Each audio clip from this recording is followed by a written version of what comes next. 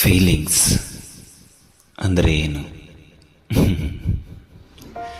ಮಾತುಕತೆ ವಿತ್ ಮನಸ್ಸುಗಳ ಜೊತೆ ಎಂಬ ಪುಟ್ಟ ವೇದಿಕೆಯೊಂದಿಗೆ ಮನಸ್ಸಲ್ಲಿ ಅದೆಷ್ಟೋ ಭಾವನೆಗಳನ್ನು ಮುಚ್ಚಿಟ್ಟುಕೊಂಡು ಕೊರಗುತ್ತಿರುವ ಹೃದಯಗಳನ್ನು ಹುಡುಕುತ್ತಾ ಸಾಗಿದ್ದೇವೆ. ತುಂಬ ಟೂ ಮಚ್ ಅನ್ನಿಸ್ಬೋದು, ಬಟ್ ನಂಗೆ ಲಿಟ್ರಲಿ ಹಾಗೆ ಅನಿಸುತ್ತೆ. ನನಗೆ ಎಕ್ಸಾಕ್ಟಾಗಿ ಲಾರ್ಡ್ ಶಿವ ಥರನೇ ಅನ್ನಿಸ್ತಾನೆ. ನಂಗೆ ತುಂಬ ಇಷ್ಟ. It's the cutest little devil. Okay ಬಿದ್ನಪ್ಪ ನಾನು ಅಂತ. ರಾತ್ರಿ ರಿಪ್ಲೈ ಬಂತು, ಐ ಲವ್ ಯು ಅಂತ.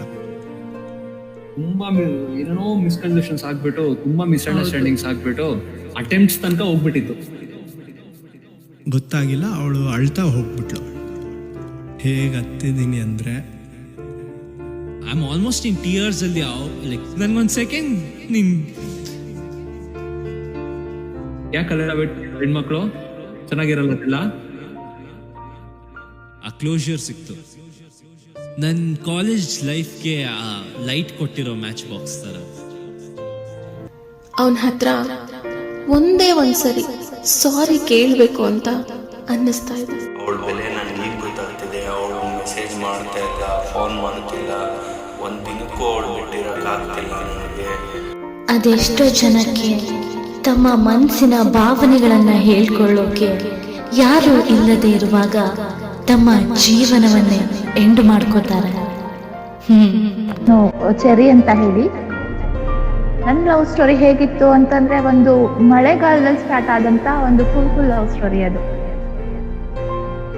ಬ್ಲಾಸಮ್ ಅಂತ ಹೇಳಿ. ಸೊ ಹೆಸರಿಗೆ ತಕ್ಕಂತೆ ಆ ಮನುಷ್ಯ ಇದ್ದ. ಫ್ರೆಂಡಿಂದ ಈ ಇನ್ಫಾರ್ಮೇಶನ್ ಬರ್ತಂತೆ, ಹಿ ಈಸ್ ಆಲ್ರೆಡಿ ಮ್ಯಾರಿಡ್ ಅಂತ ಹೇಳಿ. ಚೆರಿ, ನೀನ್ ಆಕ್ಚುಲಿ ಇಷ್ಟೊಂದು ಚೆನ್ನಾಗಿದ್ಯಾ, ಒಬ್ರು ನಿಂಗೆ ಪ್ರಪೋಸ್ ಮಾಡುವಷ್ಟು. I was like literally completely dead.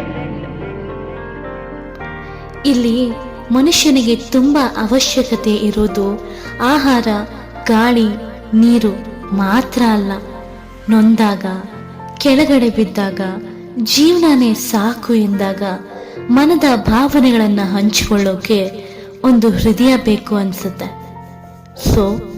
ಸೋತ ಹೃದಯಕ್ಕೆ ಧೈರ್ಯ ತುಂಬಲು, ಮುರಿದ ಹೃದಯಕ್ಕೆ ಸಾಂತ್ವನ ಹೇಳಲು ಮಾತುಕತೆ ವಿತ್ ಮನಸ್ಸುಗಳ ಜೊತೆ ಎಂಬ ಪುಟ್ಟ ವೇದಿಕೆಯೊಂದಿಗೆ ನಿಮ್ಮ ಮುಂದೆ ಬರ್ತಾ ಇದ್ದೀವಿ ಅತಿ ಶೀಘ್ರದಲ್ಲೇ.